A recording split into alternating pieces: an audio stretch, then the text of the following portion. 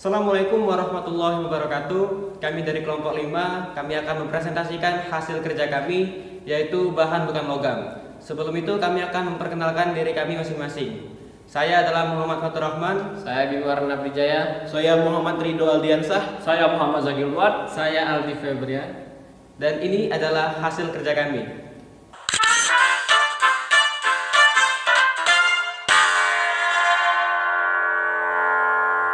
Baiklah, untuk yang pertama yaitu pendahuluan, latar belakang. Bahan atau material merupakan kebutuhan bagi manusia mulai zaman dahulu sampai sekarang. Kehidupan manusia selalu berhubungan dengan kebutuhan bahan seperti pada transportasi, rumah, pakaian, komunikasi, rekreasi, produk makanan, dan sebagainya.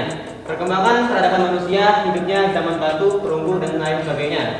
Pada tahap awal manusia hanya mampu mengolah bahan apa adanya seperti yang tersedia di alam, misalnya batu, kayu, kulit, tanah, dan sebagainya, dengan menghasilkan kualitas bahan yang lebih tinggi. Pada 50 tahun terakhir, para saintis menemukan bahan yang mempunyai sifat-sifat yang berbeda. Salah satunya adalah logam. Ilmu logam adalah suatu pengetahuan tentang logam-logam yang menjelaskan tentang sifat-sifat, struktur, pembuatan, pengerjaan, dan penggunaan dari logam dan panduannya. Bahan teknik dapat digolongkan dalam kelompok logam dan bukan logam. Makalah ini akan membahas secara khusus pada bahan-bahan bukan logam dan memaparkan segala ciri, sifat, serta macam-macam dan bahan-bahan yang termasuk ke dalam golongan bukan logam atau non logam. Baiklah, di sini saya akan menjelaskan bahan bukan logam. Secara umum, bahan bukan logam didefinisikan sebagai bahan-bahan yang tidak mengandung unsur logam di dalamnya. Namun, jika dilihat dari sudut keunsurannya, non logam didefinisikan sebagai kelompok unsur kimia yang bersifat elektronegatif, yaitu lebih mudah menarik elektron valensi dari atom lain daripada melepaskannya. Unsur-unsur yang termasuk dalam non-logam adalah 1. Halogen. Halogen terdiri dari fluorin atau dilambangkan dengan F, fluorin dilambangkan dengan Cl, bromin dilambangkan dengan Br, iodin dilambangkan dengan L, astatin dilambangkan dengan At, unun septium dilambangkan dengan Uus. 2.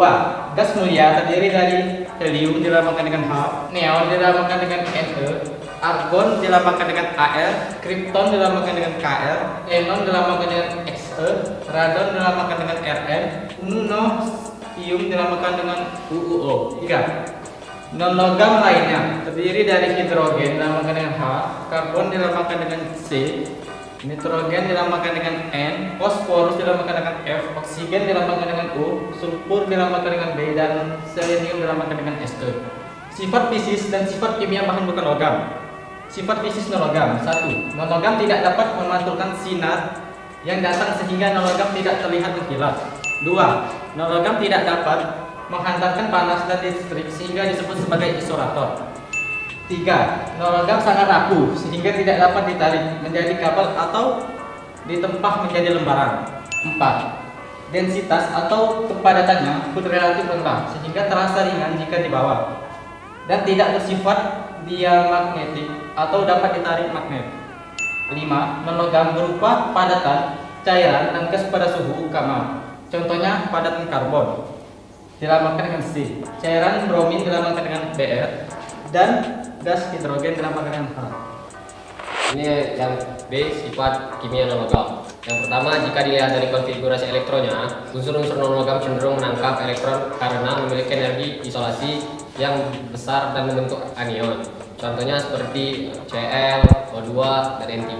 Yang kedua, umumnya unsur non logam memiliki titik lelah dan titik didih yang relatif rendah jika dibandingkan dengan unsur logam. Dan yang ketiga, non logam memiliki 4-8 elektron dalam kulit terluar dari atom-atomnya. Dan yang keempat, non logam yang bereaksi dengan logam akan membentuk garam, non logam plus logam garam. Dan yang kelima, kebanyakan non logam oksida yang larut dalam air akan bereaksi membentuk asam. Contohnya non logam oksida plus air asam atau CO2 plus H2O, H2CO3.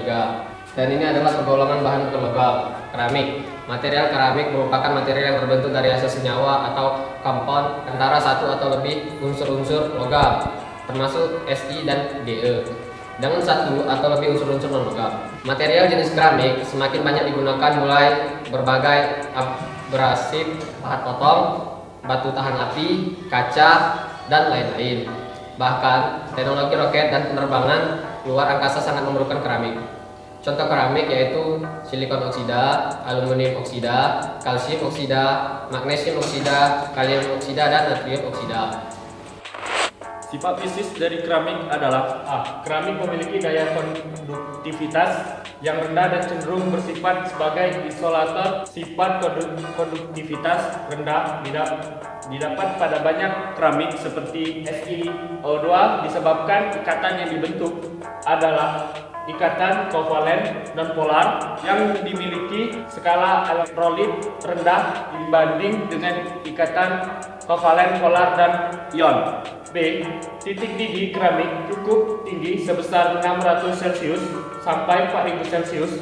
Titik didih yang tinggi dari keramik disebabkan adanya ikatan kovalen raksasa dari unsur silikon yang memiliki sifat mirip dengan karbon yang memungkinkan silikon untuk melakukan ikatan kimia dengan banyak unsur karena memiliki 4 elegan atom. Sifat kimia dari keramik adalah A. Dalam kondisi normal, keramik sangat sulit untuk mengalami korosis.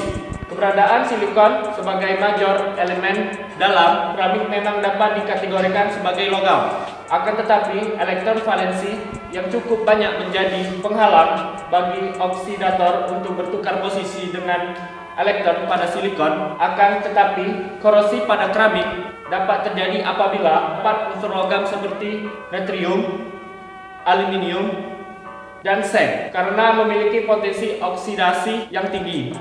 B. Keramik dapat larut jika bereaksi dengan larutan elektrik sangat kuat seperti HCl dan Mg.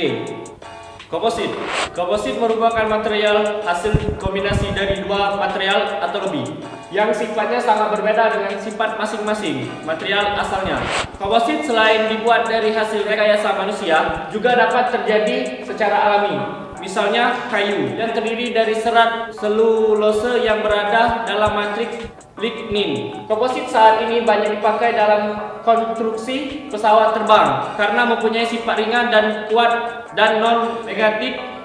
Komposit buatan manusia biasanya merupakan gabungan antara material serat yang kuat seperti serat kaca, karbon, atau boron yang digabungkan dalam trik resin seperti epoksi atau polimer. Kelebihan komposit adalah sifatnya yang dapat diatur. Salah satu cara untuk mengatur sifat pada material komposit adalah dengan mengubah arah orientasi, susunan, dan sudut material penyusunannya.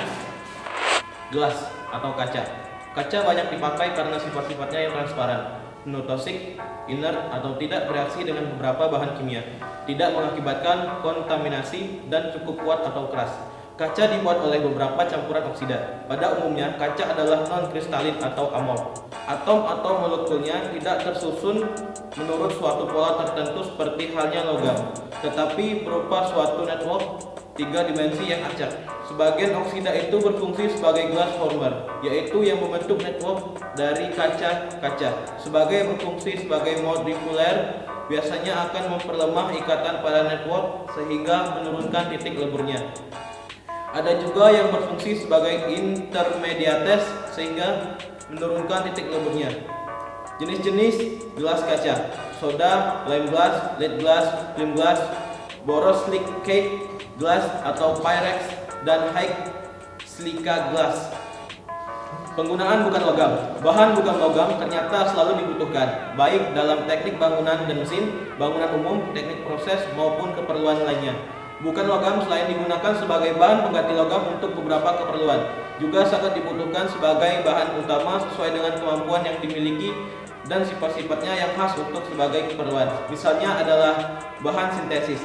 Bahan sintesis banyak digunakan sebagai industri permesinan, dari industri kecil sampai industri besar. Pengolahan bahan-bahan sintesis lebih murah dibandingkan dengan bahan yang didapat dari pertambangan, sehingga kalau ditinjau dari segi ekonomi dan proses, bahan sintetis lebih murah dan lebih cepat daripada bahan tambang. Penutup, kesimpulan. 1. Bahan teknik dapat digolongkan dalam kelompok logam dan bukan logam. 2. Non-logam didefinisikan sebagai kelompok unsur kimia yang bersifat elektronegatif, yaitu lebih mudah menarik elektron valensi dan atom lain daripada melepaskannya. 3. Material non-logam memiliki beberapa sifat fisis dan kimia, diantaranya adalah non-logam tidak dapat menghantarkan panas dan listrik. Non-logam juga bersifat sangat rapuh. Non-logam memiliki titik didih dan titik beku yang relatif lebih rendah daripada material logam. 4. Material non-logam dapat digolongkan menjadi 3, yaitu keramik, polimer, dan komposit. 5. Material keramik merupakan material yang berbentuk dari hasil senyawa compound antara satu atau lebih unsur logam, termasuk Si dan Ge, dengan satu atau lebih unsur-unsur non-logam.